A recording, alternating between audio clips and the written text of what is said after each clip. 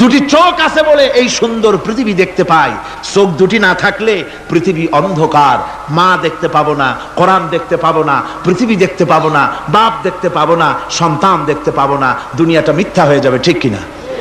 ছোট্ট চোখ, 1 থেকে 1.5 ইঞ্চির ভিতরে এত সুন্দর দুটি ক্যামেরা, যে ক্যামেরা দিয়া দুনিয়ার সব কিছুকে ক্যাচ করা যায়, সব ক্যাচ করা যায়। বলুন তো, এমন একটা বাক্স আপনারা কেউ বানায় দিতে পারবে যে বাক্সের ভিতরে হাতি, ঘোড়া, বাঘ, ভল্লুক, ময়না, টিয়া, পাহাড়, পর্বত, নদ নদী, কীট পতঙ্গ, তরু লতা, গাছপালা, গোষ্ঠী শুদ্ধা ধরবে, আরো খানিকটা জায়গা বাকি থাকবে, এরকম একটা বাক্স কেউ বানায় দিতে পারবে?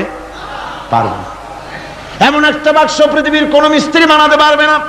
কিন্তু আল্লাহ রাব্বুল আলামিন আপনার আমার কপালের নিচে 1 থেকে 1.5 ইঞ্চির ভিতরে এমন 2টা ফিল্ম বক্স তৈরি করে দিয়েছেন, যা দিয়ে তাকাবেন আপনি কোটি কোটি মানুষ দেখবেন, পাহাড় দেখবেন, সমুদ্র দেখবেন, সূর্য দেখবেন, চন্দ্র দেখবেন।